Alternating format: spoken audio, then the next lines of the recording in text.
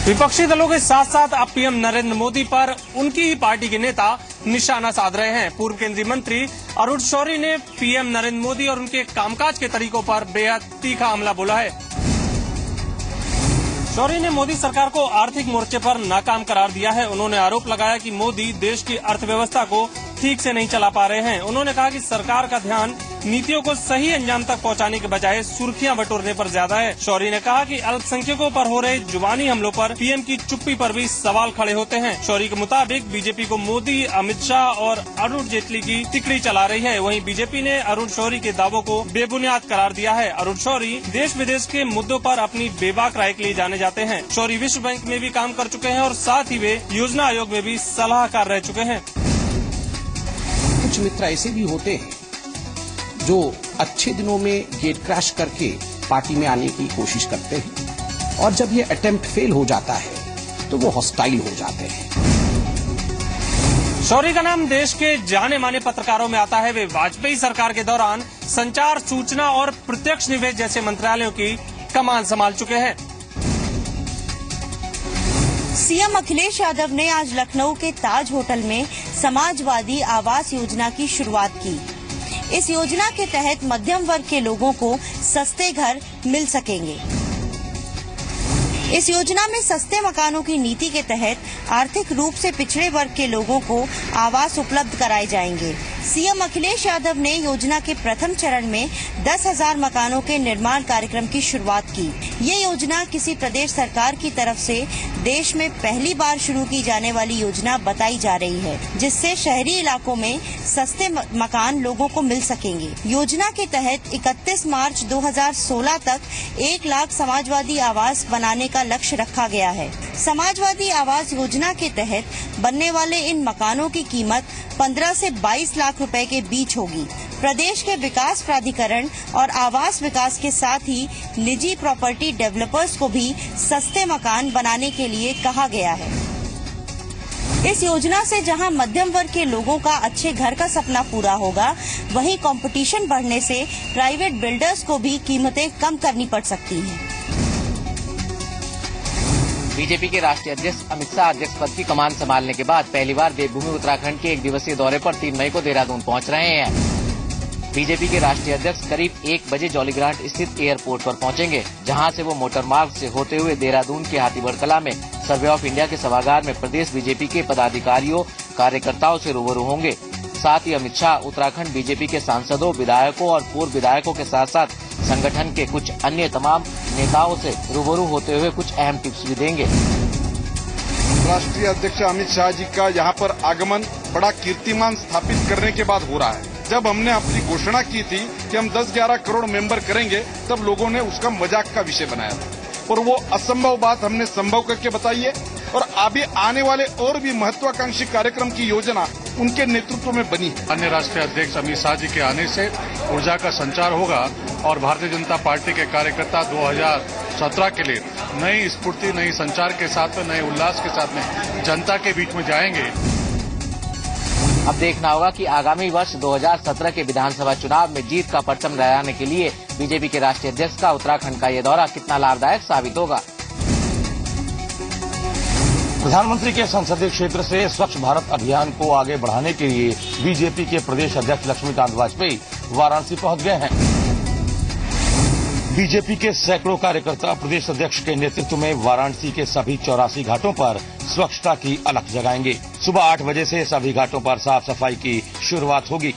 लक्ष्मीकांत वाजपेयी 80 घाट पर साफ सफाई करेंगे।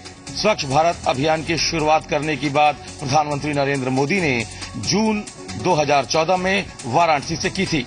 नरेंद्र मोदी ने कहा था कि हम चाहते हैं कि 2019 तक भारत को एक स्वच्छ राष्ट्र के रूप में अंतर्राष्ट्रीय समुदाय के सामने पेश कर सके। प्रधानमंत्री ने स्वच्छ भारत अभियान के जरिए 2019 तक देश को कूड़ा मुक्त बनाने का संकल्प लिया था।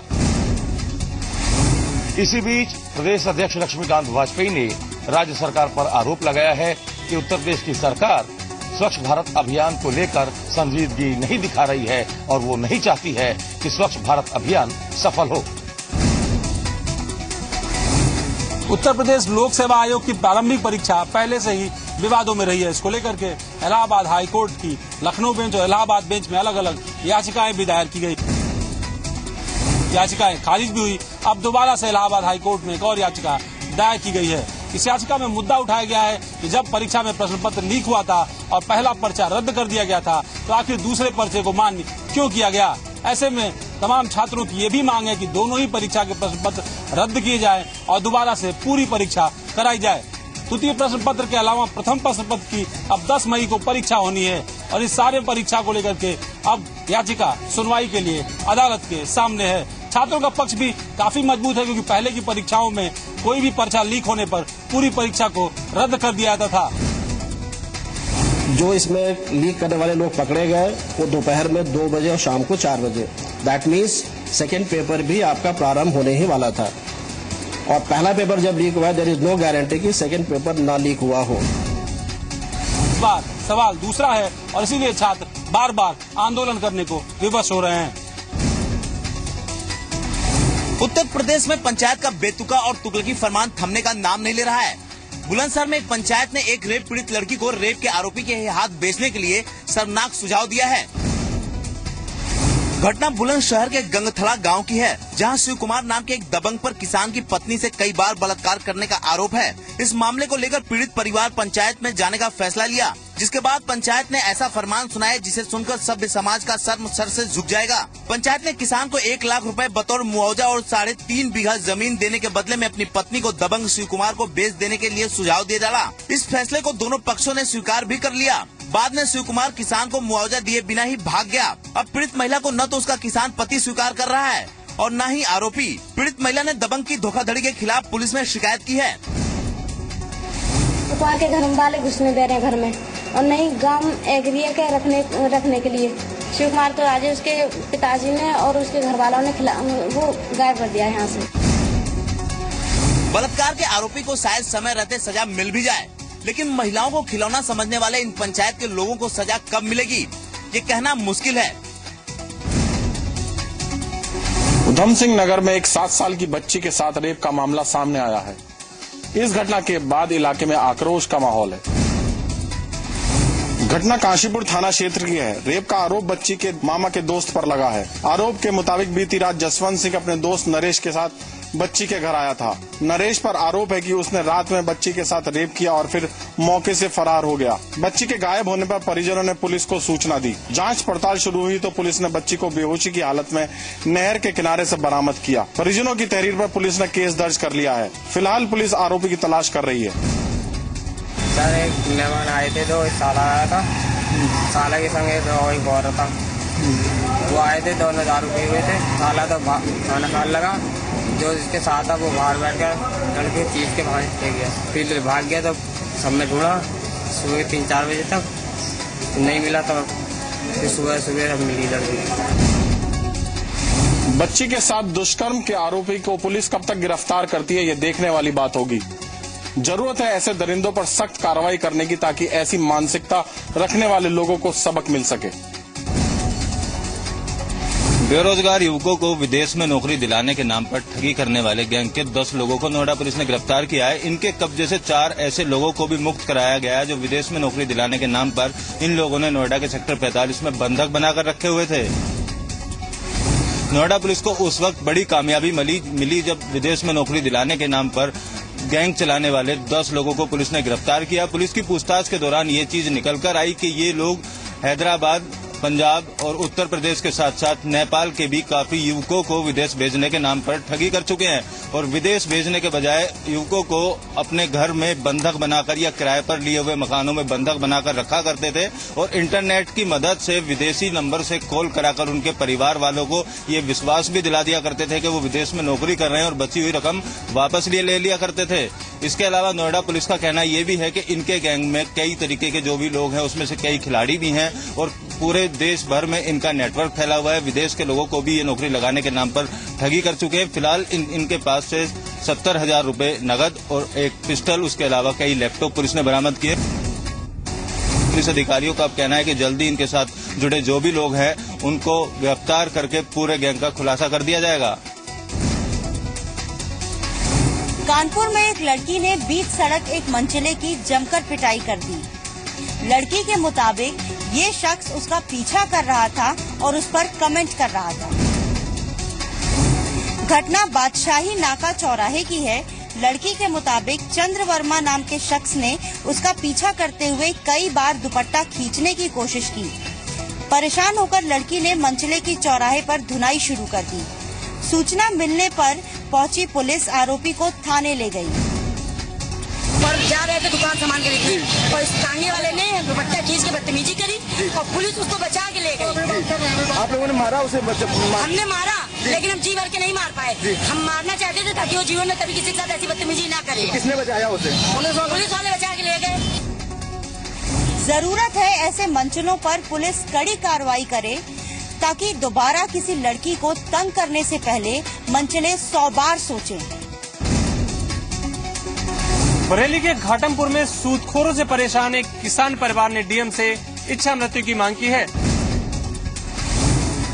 दरअसल राजेंद्र मौर्य नाम के किसान ने गांव के ही एक सूदखोर से 30,000 रुपए लिए थे और इसके बदले में 3 बीघा जमीन का एग्रीमेंट हुआ था। राजेंद्र के मुताबिक कुछ दिन पहले उसने सूदखोर के पिता को 30,000 रुपए वापस कर दिए थे और साथ में 25,000 का ब्याज भी दिया था। पर राजेंद्र के मुताबिक अब सूदखोर राजेंद्र पर फिर से 30,000 रुपए और देने का दबाव बना रहा है।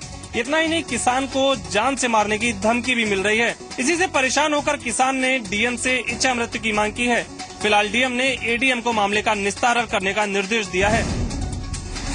मैं ब्याज के 55,000 रुपए वापस कर दिए, फिर भी इन्होंने एग्रीमेंट कैंसिल नहीं कराया। आपने कितने पैसे लिए थे? 30,000 रुपए। वो जी ये चाहता कबूल नहीं कर रहा है पैसे। मतलब वो आपकी जमीन हथियाना चाहता है? पैसे भी कबूल नहीं कर रहा है और जमीन भी कब्जे में कर रहा है। वो कह रहा है मुझे नहीं दी है। देश में किसानों की दुर्दशा किसी से छुपी नहीं है। फसलें तबाह हो चुकी हैं। मुआवजे के नाम पर किसानों के साथ मजाक हो रहा है। ऐसे में किसान करें तो क्या करें? अलीगढ़ में हरदुआगंज तापीय विद्युत परियोजना में एक हादसा सामने आया है, जिसमें 3 लोगों की मौत और करीब 16 लोग घायल हो गए हैं। अलीगढ़ के हरदुआगंज तापीय विद्युत परियोजना के अंदर बॉयलर फट गया, जिसमें हादसे में 3 लोगों की मौत हो गई जबकि 16 लोग घायल हो गए। मृतकों के परिजनों को 10-10 लाख रुपए के मुआवजे का ऐलान किया गया है। पुलिस लोगों को अंदर नहीं जाने दे रही थी, जिसके बाद लोगों ने डीएम और एसपी की गाड़ियों पर पथराव तक किया, जिसमें कई गाड़ियां क्षतिग्रस्त हो गयी। हंगामे में कई पुलिसकर्मी भी घायल हुए हैं। अभी हालांकि स्थिति को नियंत्रण में रखा गया है। तो गैस सिलेंडर फटा है, काफी दबाव से फटा है। टेक्निकल लोग ही उसको बता पाएंगे कैसे हुआ है। उसके कारण 3 लोगों की मौत हुई है और 16 लोग घायल हैं। 16 में से भी 3-4 लोग सीरियसली इंजर्ड हैं। तो जितने भी सीरियसली इंजर्ड हैं सब हॉस्पिटल जा चुके हैं, एएमयू इमरजेंसी में पहुंच चुके हैं। बाकी लोगों को हम पहुंचा रहे हैं।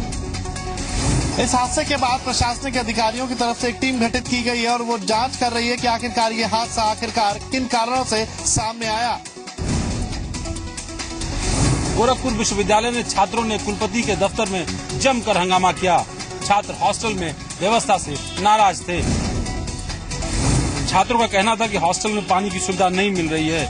कई बार शिकायत के बाद भी सुनवाई नहीं हुई। हंगामे के चलते छात्रों को रोकने की कोशिश में यूनिवर्सिटी के कर्मचारियों की छात्रों से झड़प हो गई। बवाल काफी देर तक चलता रहा। मौके पर पुलिस भी आ गई। हंगामा बढ़ता देख सिटी मजिस्ट्रेट ने मौके पर पहुंचकर मामले को शांत कराया। उन्होंने छात्रों की मांगों का पूरा करने का भरोसा दिया। समस्याएं थी जैसे हॉस्टल में आरओ लगवाना, पानी की व्यवस्था और कुछ इनकी फर्नीचर की व्यवस्था थी। वो सब इन मांगों को लेकर के यहाँ इकट्ठे हो गए थे। फिर इनके प्रॉक्टर साहब आ गए थे और हॉस्टल के वार्डन भी आ गए थे। तो उन लोगों ने इनकी ज्यादातर बता रहे मांगों पर कार्रवाई हो गई है और अगर कोई 1-2 बात रह गई तो प्रॉक्टर साहब फिर उनके 2 प्रतिनिधियों को इस हिसाब से वार्ता करवा देंगे। छात्रों को मांगे पूरा करने का भरोसा तो दिया गया, लेकिन सवाल व्यवस्था पर उठता है कि आखिर हॉस्टल में इतनी खस्ताहाल व्यवस्था क्यों थी। नेपाल में भूकंप से हुई भारी तबाही के 1 हफ्ते बाद संभल जिले के हृदय कुमार का परिवार अपना सब कुछ नेपाल में छोड़कर संभल अपने घर वापस आ गया है। आज भी उनकी पत्नी पूनम और बच्चों की आंखों में तबाही का वो मंजर साफ नजर आता है। अपनों को सलामत देखकर परिवार वालों के आंसू थमने का नाम नहीं ले रहे हैं। किसी तरह से जान बचाकर अपने वतन वापस लौटे हृदय शंकर चैन की सांस ले रहे हैं और घर में खुशी का माहौल है। अब इस बड़े झटके के बाद हृदयेश का परिवार उस मंजर को भूल जिंदगी की पटरी पर वापस लौटने का इंतजार कर रहा है। मैंने तो नहीं सोचा कि हमारे बच्चे हमारे साथ आ रहे हैं, हमारे पास आया। बहुत हमें दुख हो रहा है, वहाँ पर कैसे बीत रही होंगी बच्चों पर। कहीं जंगले में पड़े हैं तो खाना भी मिल गया नहीं मिल गया। नेपाल में आए भूकंप में हजारों लोगों की जान चली गई, जिसमें भारत के लोग भी शामिल हैं। भारत सरकार के रेस्क्यू ऑपरेशन के जरिए भारत लोगों को लाया जा रहा है, जो लोग भारत के रहने वाले हैं। बागपत में बीते माह हुई सपा नेता की हत्या का खुलासा न होने पर गुस्साए सैकड़ों ग्रामीणों ने पुलिस ऑफिस पर जमकर हंगामा किया। मामला थाना खेकड़ा क्षेत्र के रटौल गांव का है, जहां बीती 11 अप्रैल को बदमाशों ने सपा नेता अफसार की गोलियों से भूनकर हत्या कर दी थी। परिजनों ने गांव के ही आरएलडी नेता जुनैद फरीदी पर हत्या करने का आरोप लगाते हुए थाने में मुकदमा दर्ज करा दिया था। परिजनों के अनुसार जुनैद फरीदी से मृतक का काफी समय से जमीनी विवाद चल रहा था, जिसके चलते इस हत्याकांड को अंजाम दिया गया। इस घटना के 20 दिन बीत जाने के बाद भी पुलिस आरोपी को गिरफ्तार नहीं कर पाई है, जिससे गुस्साए ग्रामीणों ने आज पुलिस ऑफिस में हंगामा करते हुए नारेबाजी की और वहीं धरने पर बैठ गए। ये जो है जुनैद फरीदी, ये एक पूर्व मंत्री का साला है और मंत्री पूरी पैरोगारी कर रहे हैं, पूरी दबिश में ले रखा है प्रशासन, पूरी भागदौड़ कर रहे हैं ऊपर से नीचे तक। इन्हें गिरफ्तार नहीं होने दे रहे हैं। ग्रामीणों ने चेतावनी दी है कि जब तक आरोपी गिरफ्तार नहीं होगा तब तक उनका धरना प्रदर्शन जारी रहेगा। आगरा में एक और बार धर्मांतरण जैसा मामला सामने देखने को मिला है। आगरा के अशनीरा इलाके के रठिया का ठार गांव में पहले मुस्लिम से हिंदू बने लोगों ने फिर से मुस्लिम धर्म को अपना लिया है। जानकारी के मुताबिक इन्होंने 15 दिसंबर 2014 को हिंदू धर्म अपनाया था। आज इन सभी को शहर मुफ्ती कादरी ने एक शादी समारोह में कलमा पढ़ाया। मामला आगरा के अशनीरा ब्लॉक के महुआ राठिया के ठार गांव का है। दोबारा मुस्लिम बनने वालों में रहमत 70 साल के हैं, उनका बेटा रवि उर्फ मोहम्मद आरिफ, पत्नी नफीसा और उनके अलावा करीब 17 लोगों ने हिंदू धर्म को छोड़कर दोबारा मुस्लिम धर्म में वापसी की है। इस्लाम अपनाने के साथ ही उन्हें दोबारा निकाह भी करना पड़ा। दरअसल इन सभी ने 15 दिसंबर को स्वेच्छा से मुस्लिम से हिंदू धर्म अपनाया था, लेकिन अब ये लोग दोबारा मुस्लिम धर्म में वापसी कर गए हैं। इस पूरे मामले पर ऑफ रिकॉर्ड परिवार के मुखिया रहमत ने बताया कि उनको मुस्लिम से हिंदू धर्म में लाने के लिए उन्हें आश्वासन दिया गया था कि उन्हें जमीन और उनके बच्चों के लिए शिक्षा और नौकरियां दी जाएंगी, जबकि ऐसा बाद में कुछ भी होता नहीं दिखा। श्री काशी विश्वनाथ मंदिर न्यास परिषद के अध्यक्ष आचार्य पंडित अशोक द्विवेदी को उनके पद से हटा दिया गया है। ऑनलाइन पूजा को लेकर दिए बयान पर न्यास अध्यक्ष को कुर्सी गंवानी पड़ी। धर्मार्थ कार्य मंत्री ने उन्हें उनके पद से हटा दिया है। अभिनेता डीनो मोरिया ने चैनल आई के जरिए ऑनलाइन प्रसाद वितरण का काम लिया था, जिसका उद्घाटन मुख्यमंत्री ने किया था।